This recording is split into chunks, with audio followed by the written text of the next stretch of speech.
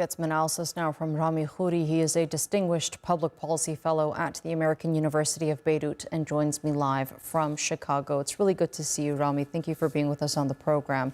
Now, a lot hinges on the next moves that Donald Trump takes regarding this escalating conflict between Iran and Israel. What do you expect to happen? Thank you, Afnan. It's good to be with you. Many things can happen, and it's very hard to predict in such a dynamic and volatile situation full of both intemperance, anger, and massive military capabilities all around, and against the backdrop of international lassitude and pretty much either bias or incompetence on the part of the powers of the world. So there's no way we can tell what's going to happen next. What is clear is that this is not a short contest that's going to finish in a couple of days. It'll probably go on longer. It's also clear that the international system, the UN and the various international treaties that are there to protect civilians and innocent parties or give them their rights to do things like have nuclear energy for peaceful purposes, the international system has been totally destroyed, mainly by the Israeli American-supported attack and genocide in Gaza, and now we see it in Iran again. What we're seeing really from the U.S. and Israel is a really frightening replay of what the UK, France, and Israel did in 1953 to overthrow Mossadegh, the elected Democratic Prime Minister of Iran. And here you have the U.S. and Israel closely working together to try to overthrow the system, the regime, the government. In Iran, it's really quite creepy how this is being replayed. And of course, it was the overthrow of Mossadegh that ultimately led to the creation of the Islamic Republic and the overthrow of the Shah. And these historical interventions by imperial powers from the West are not easily forgotten by people.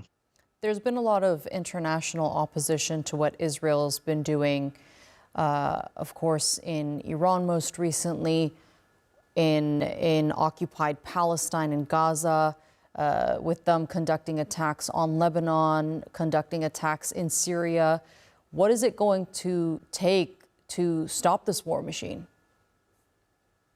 It's going to take either a defeat of one side by the other, or the reactivation of dormant morality and ethics cells in the human bodies of leaders of countries around the world, especially in the Western world.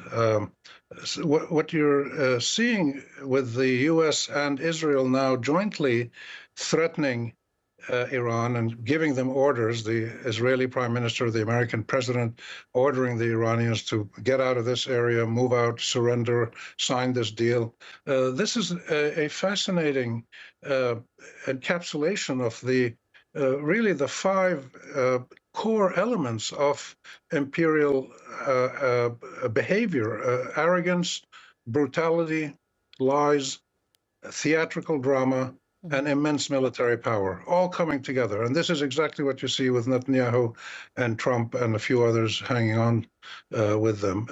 So it's hard to know how this is going to stop. These are two very powerful countries, Israel and Iran, with different capabilities. And if the U.S. gets involved, this tilts the military balance clearly in Israel's favor. Right.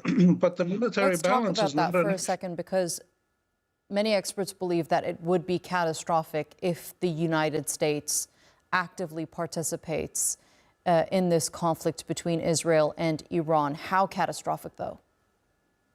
It's already actively participating. It provides Israel all the funds, all the armaments, all the intelligence, and all the diplomatic support it needs. And it also is helping shoot down some of the ballistic missiles and drones coming from Iran or maybe from Yemen or somewhere else. So the U.S. is directly involved, and the American president is out there on social media ordering the Iranian government to do. So this is not a question of what will happen if the U.S. gets involved.